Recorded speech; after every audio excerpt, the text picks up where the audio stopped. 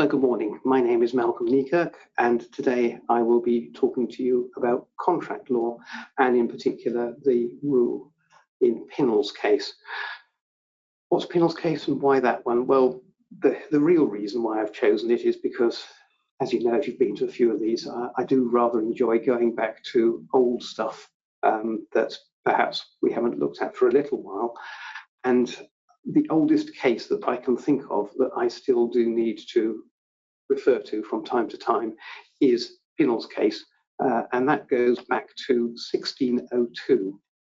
And spoiler alert, what Pinnel's case is all about is saying that you cannot settle a debt by paying less than the full amount that you owe.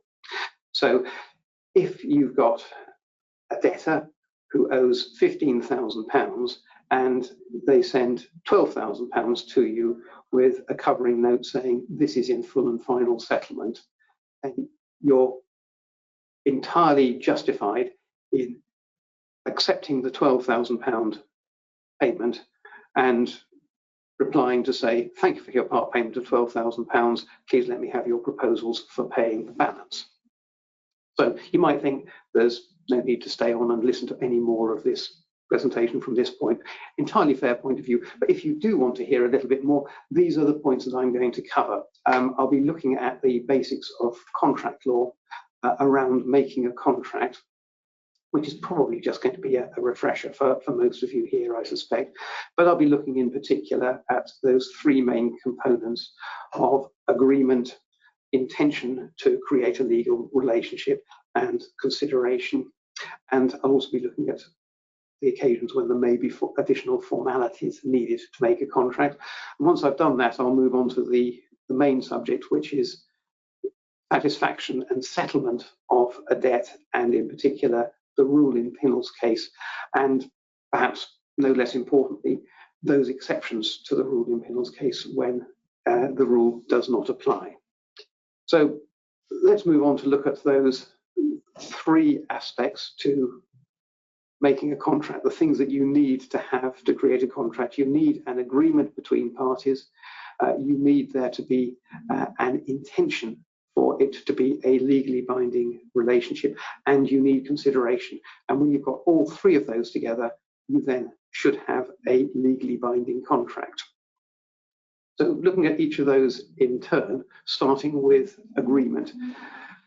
The reason for agreement, of course, is that a contract is an agreement between two or more parties.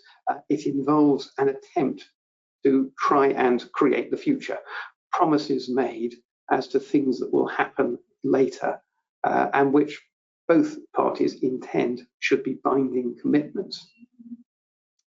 So you need the consent of both parties to the agreement to create that agreement in the first place.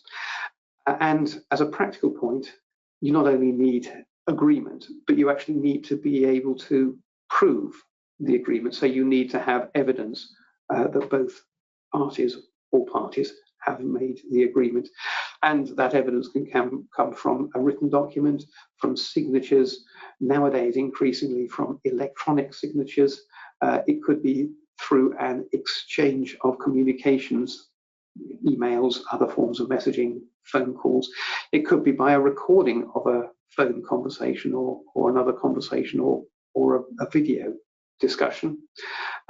It could be by the traditional method of a simple handshake showing the agreement, or indeed it could be something else depending upon the circumstances. There are no hard and fast rules about how you evidence the existence of that agreement.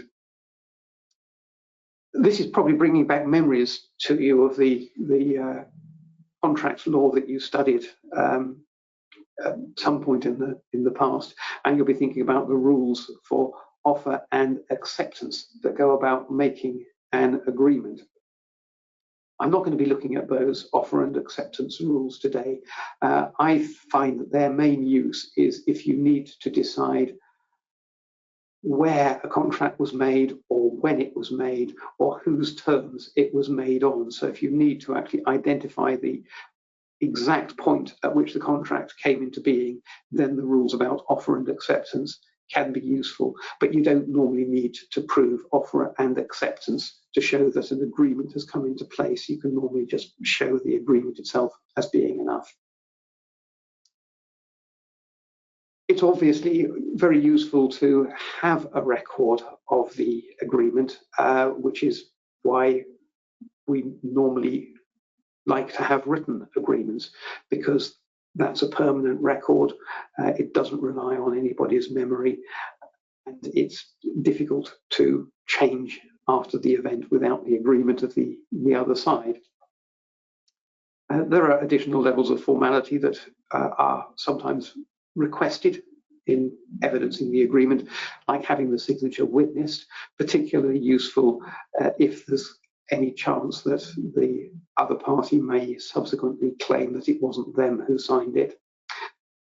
You could find it useful just to have, even if it's a simple handshake, to have that witnessed, so that there's somebody there who has made a note at the time that they saw the two individuals shake hands, and that was intended to come to an agreement. And there's no reason, of course, why an agreement, a contract, should not be purely oral, purely spoken. And the motto of the London Stock Exchange, for example, is dictum meum pactum, which means my word is my bond. And that's the motto that they have used since the beginning of the 19th century. But the phrase itself goes back to merchant traders in the late 14th century. So you think about Shakespeare's Merchant of Venice, for example, and the idea of my word is my bond would actually go back 200 years or more, even at that time.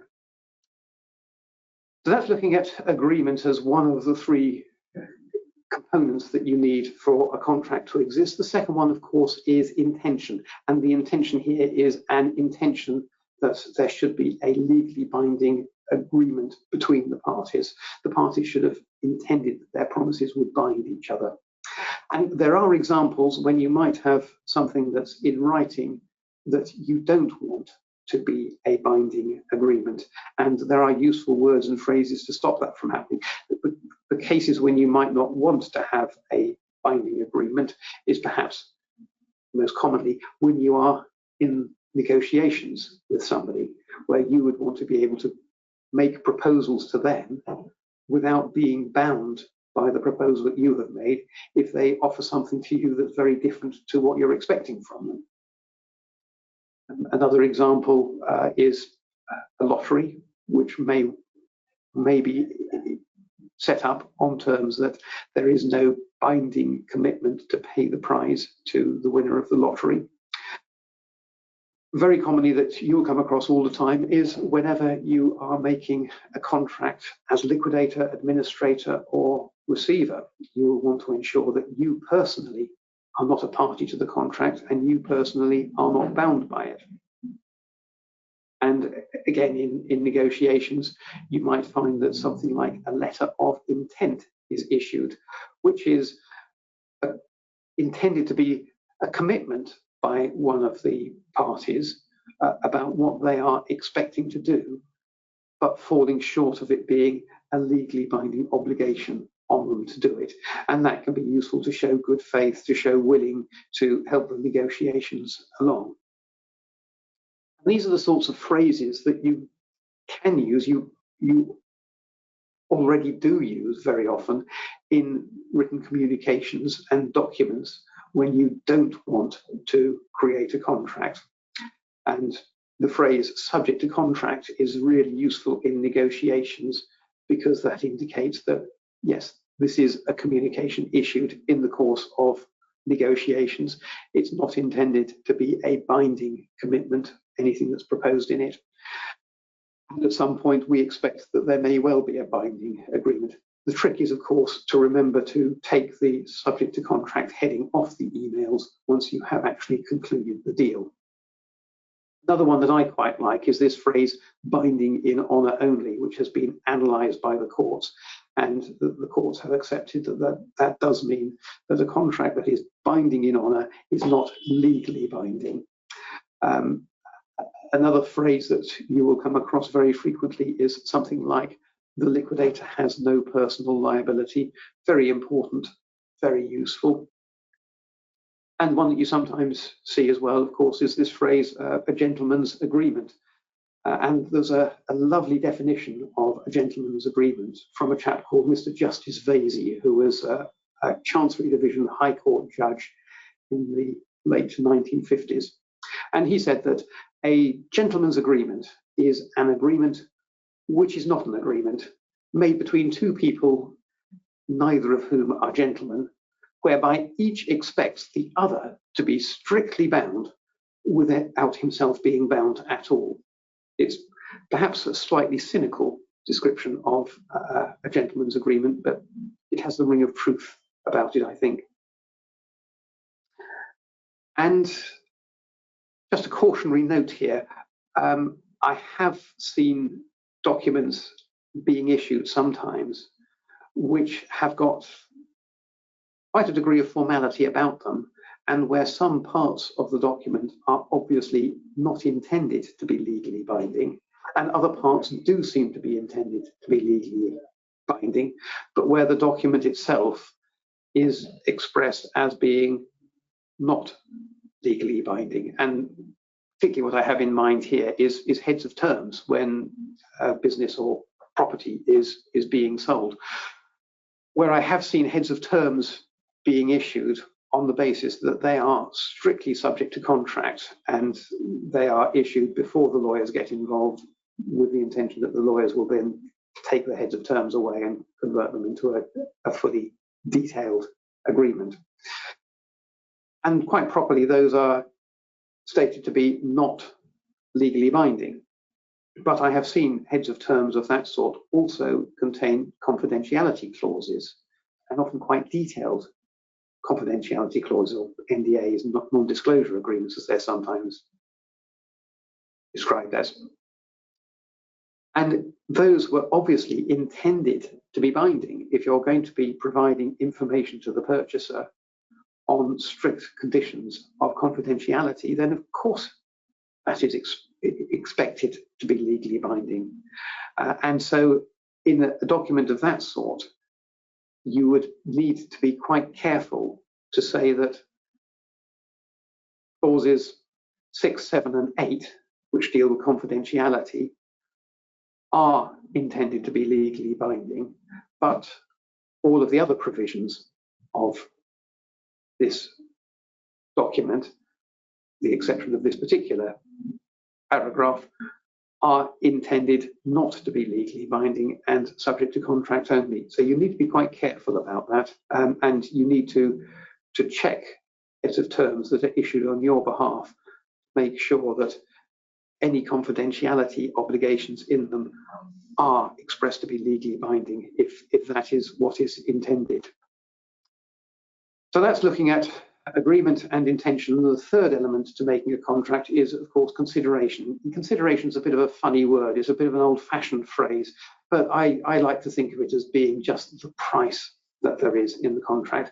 Now, it does have a much wider meaning than simply price, because consideration does not have to be in cash. It can be a promise to do something. So you can have a contract where there's no money changing hands, but both parties are both promising to do or not to do something, and that would be good consideration.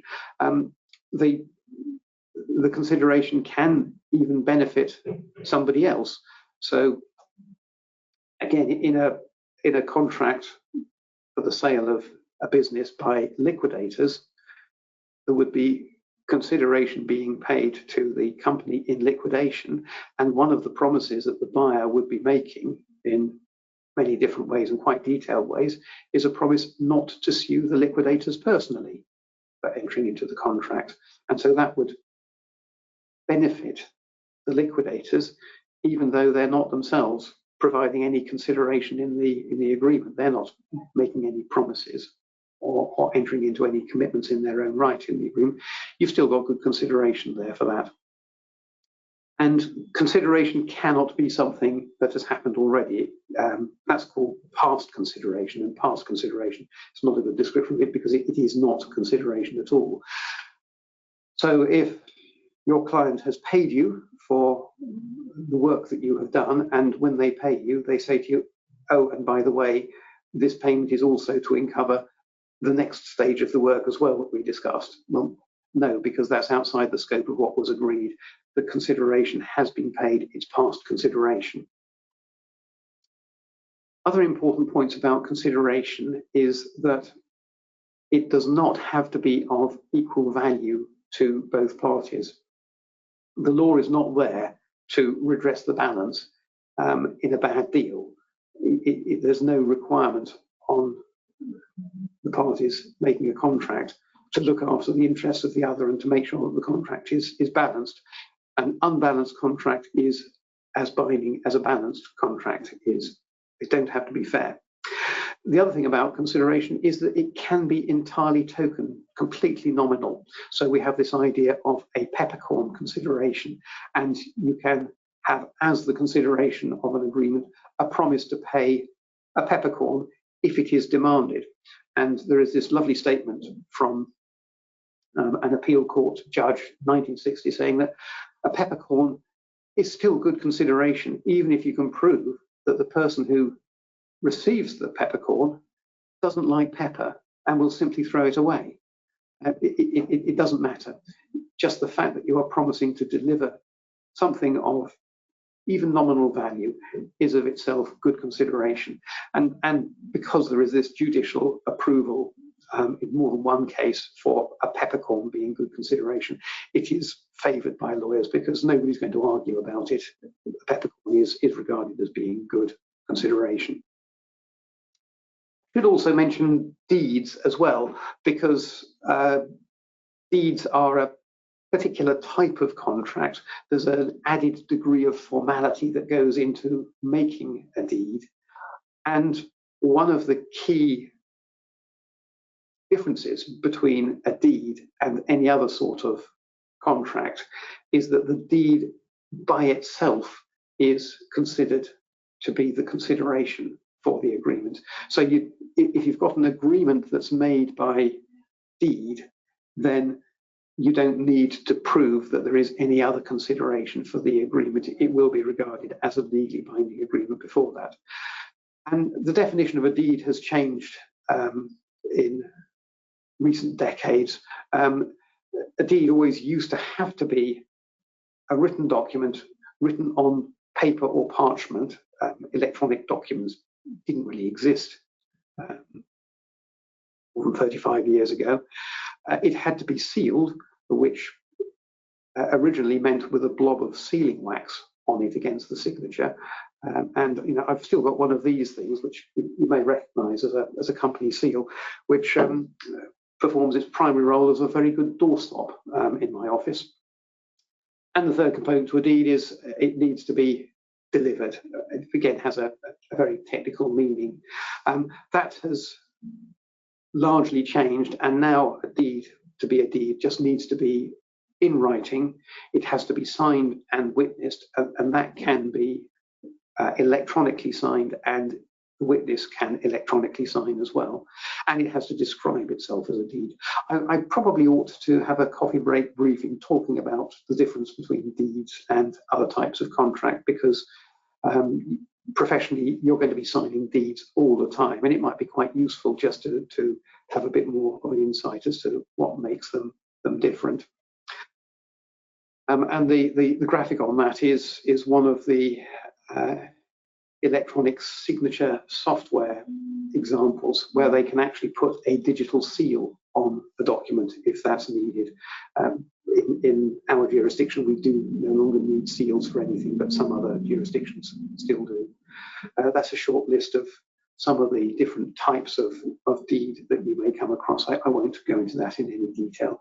So that's dealt with the three basics that come together to make a contract: agreement between two or more parties, the intention that there should be a legal relationship between them, and consideration, the price to bind it all together into a contract.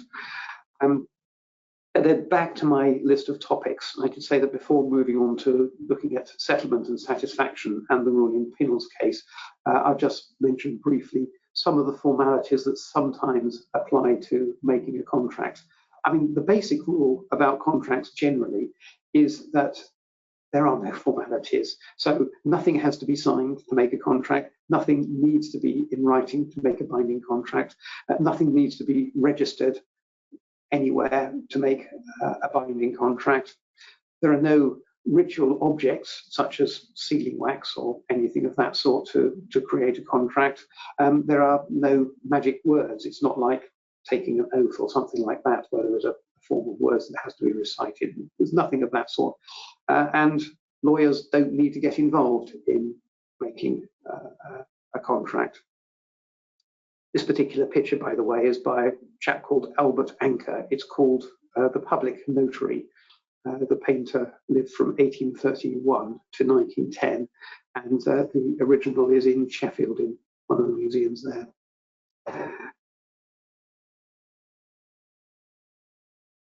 I say that there are no requirements for formalities, no set formalities for making a contract. That's the general rule. There are lots of exceptions. There are many different types of contracts where there are particular formalities that the contract may have to be in writing, or it may have to be signed, various other formalities. And there's a list of some of the main ones on that screen. So we'll now move on to the main topic, which is settlement and satisfaction of the debt and the rule in Pinnel's case, and looking at some of the exceptions to the rule in Pinnel's case. So to look at the rule in Pinnel's case, let's go back to 1602 and look at the judgment as it is recorded. Look at the facts about this. And this was a case of a debt that was owed. Mr. Cole was the debtor, and he owed Mr. Pinnel £8.10. And when the due date for payment arose, Mr. Cole paid Pinnel less than the full amount that was owing. He paid £5, 2 shillings and 2pence, which Pinnel gratefully accepted, but then demanded that Mr. Cole should pay the balance, the further £3, 7 shillings and 10pence. And when it came to court, Pinnel won. And the case is now regarded as being authority for this proposition, that payment of less than the amount that is owing on the day when the debt should be paid is not satisfaction of the debt. And there's this lovely phrase where the case records that by no possibility a lesser sum can be satisfaction for a greater sum, but the gift of a horse, a hawk, or a robe, etc., in satisfaction is good, for it shall be intended that a horse, a hawk, or a robe, etc., might be more beneficial to the plaintiff than the money. So what that is saying really is that Mr. Cole made a mistake in only handing over the money on the day, and what he should have done is he should have asked Mr. Cole made a mistake. He should have asked Mr. Pinnel to accept, as well as the money, something like a hawk, or he should have left his horse there by agreement and shaken hands. That would have been settlement, and that would have been regarded as full settlement. So to move that into the modern world, supposing that you're collecting debts that are due to a company, you're owed, let's say, well, that's got a glitch there on the screen. I seem to have lost in the page I was looking at there. Let's see if I can get it back again. I don't know whether this is happening on your screen as well, but my screen is glitching a little bit. So take this to the modern era. Supposing you're collecting the debts due to a company in liquidation. A debtor owes £15,000 and they pay £9,000 to you. And at the same time, they send you an email saying, I'm paying you £9,000 in full and final satisfaction, and your acceptance of that will be treated as clearing the debt. Well, no, you can accept the money, and you can then email back saying, thank you very much, your payment of £9,000 has now cleared, and I would like to confirm that I have not accepted it in full and final settlement, and I must now ask you for your proposals of settling the balance of £6,000. Now, the situation would be a little bit different if £15,000 is owed, but it's due for payment at the end of August. And if the debtor sends the money through to you at the beginning of August saying, I'm paying you £9,000 now in full and final settlement of the 15,000 that I owe. And if you were to accept that, then you would be bound to have accepted the £9,000 in full and final settlement, and you would have lost your right to demand the balance. And to take the literal example from Pinnel's case, supposing that the debtor pays not the 15,000 that is owed, but asks you to accept £9,000 plus a robe or a hawk or a horse, or indeed even just a peppercorn, or their promise to hand a peppercorn to you if you ask for it, then if you do agree that, then that will be a full and final satisfaction of the debt. The debt will be cleared, and you will not be able to demand the balance.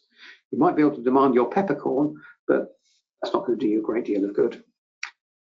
So there's a lot of legal commentary about the rule in Pinnel's case, a lot of analysis, and there are many different ways of explaining what it's all about and what's going on under the bonnet, so to speak. The way I like to explain it is this. I tend to think of the settlement as being a proposed new contract.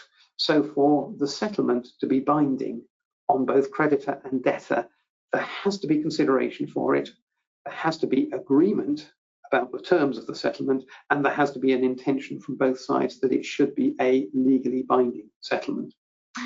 And where these settlements can often fall down is on the consideration, because there is no consideration if the debtor is only paying less than the full amount that they owe. However, there is consideration if the debtor is adding something new to the mix, even if it's only a peppercorn. So that's the rule in Pinnel's case. Let's look briefly at the exceptions to the rule in Pinnel's case. The most important exception is where there is new consideration for the settlement. And again, I mentioned earlier that a deed is a document which is considered to be a legally binding agreement, even though there is no consideration beyond the deed itself. So you will often have settlement agreements are executed as a deed, because that does mean that they are legally binding. They can't be challenged on the basis of lack of consideration for them.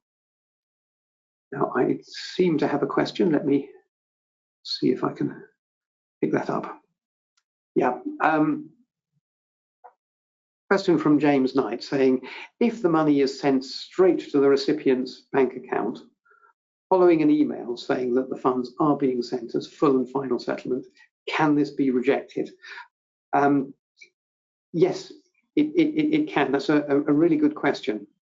There are two legal scenarios. One is if the debtor is already overdue for payment, in which case, if they send an email saying this is in full and final settlement, then there is no consideration, and you're free to go back pretty well at any time and say, I do not accept it in full and final settlement.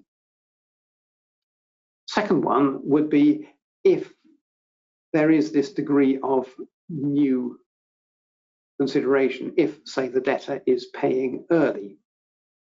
And in that case, you would have to make it clear that there is no agreement. So to make sure there is no agreement, you would have to go back very, very quickly in reply to the email and say, thank you, I will accept your payment of £9,000 as a partial settlement, but I am unable to accept it in full and final settlement, and I await your proposals on the balance. So you'd be showing that their offer to you of full and final settlement was one that you had rejected, and you're still insisting on full settlement, and that would be the way to deal with that. Good question, thank you. Just get rid of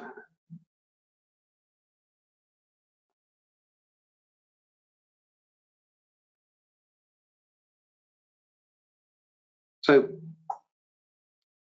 that's the first exception to the rule in Pinnell's case, is where there is new consideration, and you've then got what I would regard as a new contract that replaces the old one. The second one is promissory estoppel, and if you've studied law, then you will have studied promissory estoppel as part of the contract module, and it is complex and confusing, and it's one of those things that is argued by lawyers much more frequently than it seems to succeed.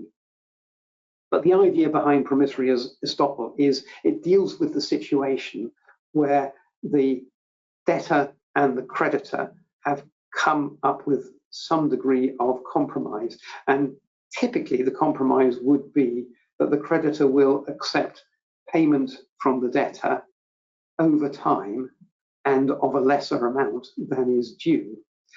And in some situations, the courts have then regarded it as being inequitable, desperately bad faith for the creditor once they've received all of the payments in accordance with the agreed schedule to then turn around and say to the debtor, thank you for that, now what are we going to do about the amount you owe on the balance?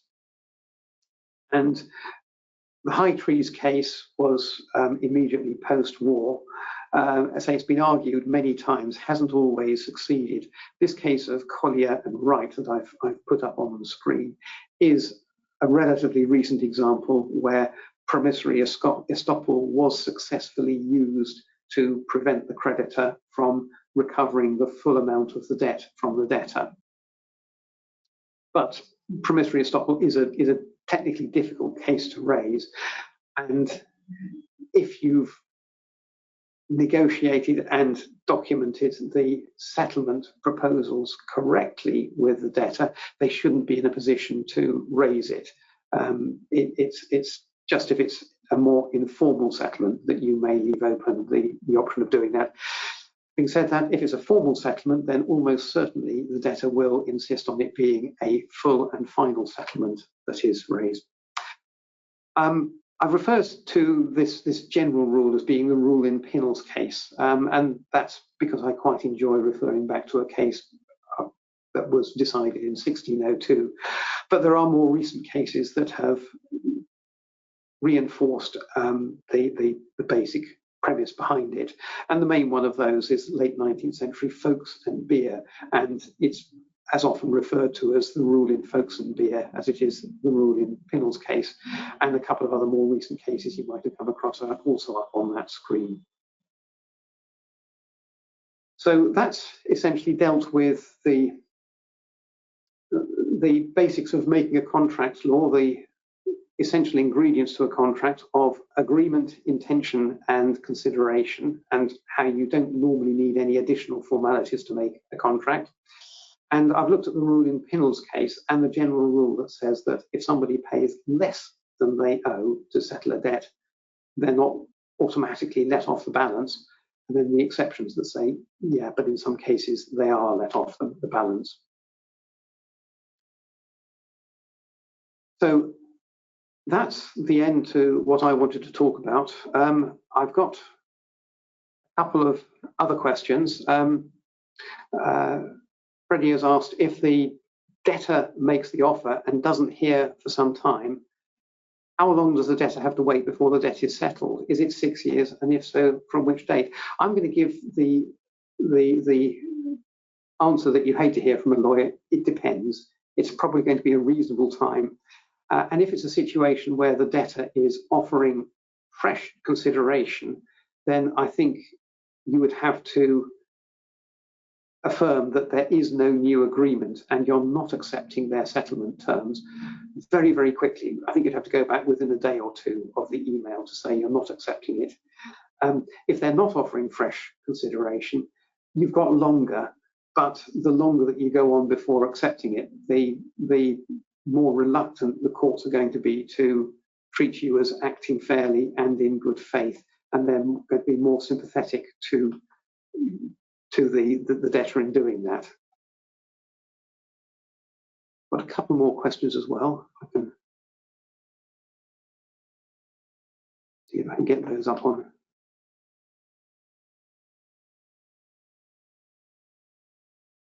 let's see. So we've got another one here saying, once when dealing with a partially disputed debt, I was persuaded to pay in full and state it was a tender under protest, so I could preserve my rights to argue. It did not end well, but it seemed a good idea at the time. Yes, I think paying under protest is not necessarily going to work.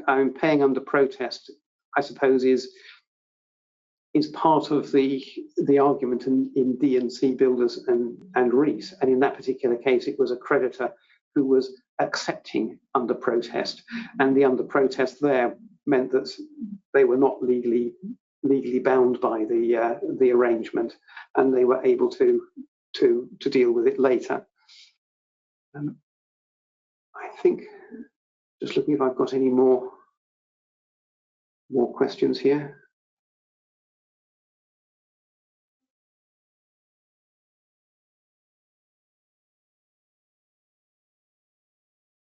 I'm not quite sure what's happened here. I have got more questions, but I'm finding it difficult to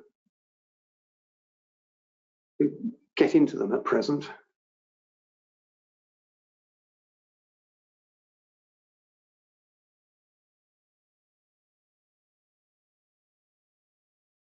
Yes, here we go. Another one, if a debtor sends in a cheque with a letter offering a lower amount as full and final, if you bank the cheque, do you accept the offer? That's a question from Jonathan Baker. And the answer to that is no, you don't. And you would be, again, if the timing works in your favour, if the debt is already overdue for payment, you're within your rights to wait for the cheque to clear and then write back and say, thank you for your partial payment, which I have accepted in part settlement of the debt. What are your proposals for the balance? I think those are all the questions I've got at present. So thank you for those. And I'll just give you a few dates for your diary before closing this down. So next month's coffee break briefing is scheduled for the 5th of August, and continuing with the theme of talking about old cases, I want to cover Atlantic Computers there and talk about some of the significance and issues of that. The coffee break briefing after that is on the 5th of September, and I'm planning there to talk about CVA proposals and the issues that you should seek to cover in every CVA proposal. There's some conferences coming up. I'll be speaking at the CESCA conference at Reading University on the 12th and 13th of September. I'll also be speaking at the CESCA seminar at Denbies on the 10th of October. And I'm also planning to attend, but I'm not expecting to be speaking, at the R3 SPG forum in the Midlands early in November. And then if you've got your 2025 diary yet and to hand, there's a couple of dates for that. The first one is that it's likely that the local region of R3, the Southern and Thames Valley region, will be having a forum in Bournemouth, probably on the 20th of March next year. And Frettons will be hosting its 4th annual insolvency conference somewhere in our part of the world, and probably in June next year. Date and venue for that to be confirmed. So with that, thank you all very much for your attendance this morning, and see you again next month. Thank you all very much.